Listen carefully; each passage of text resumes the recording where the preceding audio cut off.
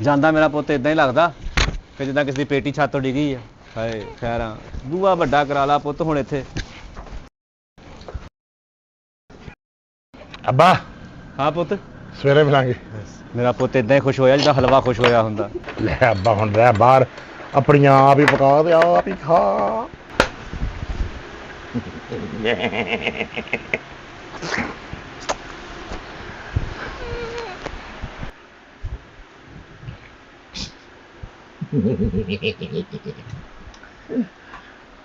अस्सलाम वालेकुम। वालेकुम सलाम। की हाल है?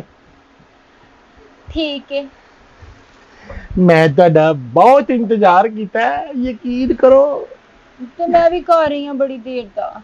ਨਾ ਕਰੋ, ਇੰਜ ਨਾ ਕਹੋ। ਤੁਹਾਨੂੰ ਨਹੀਂ ਪਤਾ ਵੋਟੀ ਨੂੰ ਇੰਨਾ ਇੰਤਜ਼ਾਰ ਨਹੀਂ ਕਰਾਈਦਾ। ਉਹ ਮੈਂ ਕੀ ਕਰਾਂ, ਬਾਹਰ ਅੱਬੇ ਨੇ ਜਾਨ ਖਾਦੀ ਹੋਈ ਸੀ, ਨਹੀਂ ਤੇ ਮੇਰੇ ਦਾ ਇੰਤਜ਼ਾਰ ਦਾ ਤੇ ਚੱਕਰ ਹੀ ਕੋਈ ਨਹੀਂ। ਮੈਂ ਕਿਹਾ ਹਾਂਜੀ ਤੁਹਾਨੂੰ ਪਤਾ ਹੈ ਤੁਸੀਂ ਤੇ ਮੇਰੇ ਖਾਬਾਂ 'ਚ ਵੀ ਆਉਂਦੇ ਸੋ, ਤੇ ਅੱਜ ਸੱਚੀ ਮੁੱਚੀ ਆ ਗਈ ਆ। ਇਹ ਵੀ ਮੈਨੂੰ ਖਾਬ ਹੀ ਲੱਗ ਰਿਹਾ। ਇਹ ਚੁੰਡੀ ਵੱਡੋ ਤੇ ਮੈਨੂੰ ਇਹ ਤੇ ਸੱਚੀ ਮੁੱਚੀ ਦੀ ਗੱਲ ਏ। ਹੁਣ ਯਕੀਨ ਆਇਆ ਕਿ ਮੈਂ ਹੀ ਤੁਹਾਡੀ ਵੋਟੀ ਆ। ਮੈਨੂੰ ਬਿਲਕੁਲ ਯਕੀਨ ਆਇਆ। ਉਦੋਂ ਮੈਂ ਜਦੋਂ ਨਿਕਾਹ ਹੋ ਰਿਹਾ ਸੀ, ਹਾਂ ਉਹ ਤੁਸੀਂ ਲੁੱਕ ਲੁੱਕ ਕੇ ਜਦੋਂ ਮੈਨੂੰ ਵੇਖ ਰਹੇ ਸੋ, ਹਾਂਜੀ ਉਹ ਮੈਨੂੰ ਵੇਖ ਰਹੇ ਸੋ ਨਾ। ਤੁਹਾਡਾ ਮੂੰਹ ਏਡਾ ਵੱਡਾ ਸੀ ਤੇ ਮੈਨੂੰ ਸਮਝ ਨਹੀਂ ਸੀ ਆ ਰਹੀ ਮੈਂ ਵੇਖ ਕਿਹਨੂੰ ਰਹੀ ਆ। ਨਹੀਂ ਤੁਹਾਨੂੰ ਇੰਜ ਲੱਗਾ ਕਿ ਜਿਵੇਂ ਸਲਮਾਨ ਖਾਨ ਆ ਗਿਆ ਜਾਂ ਦਿਲਜੀਤ ਦੋਸਾਂਝ ਆਇਆ? ਨਹੀਂ ਨਹੀਂ ਨਹੀਂ, ਕਿਉਂ? ਬਸ ਜ਼ਰਾ ਵੀ ਨਹੀਂ ਸ਼ਕਲ ਮਿਲਦੀ। ਤੁਹਾਨੂੰ ਪਤਾ ਹੈ ਮੇਰੇ ਪਿੰਡ ਵਾਲੇ ਮੈਨੂੰ ਨਾ ਇਮੀ ਵੀਰੇ ਕਹਿੰਦੇ ਆ। ਇਮੀ ਵੀਰਕ? ਆਹੋ, ਤੇ ਪਿਛਲਾ ਪਿੰਡ ਤੇ ਮੈਨੂੰ ਗਿੱਪੀ ਗਰੇਵਾਲ ਆਂਦਾ। ਐਵੇਂ ਵੀਰਕ ਕਹਿੰਦੇ ਹੋਣਗੇ।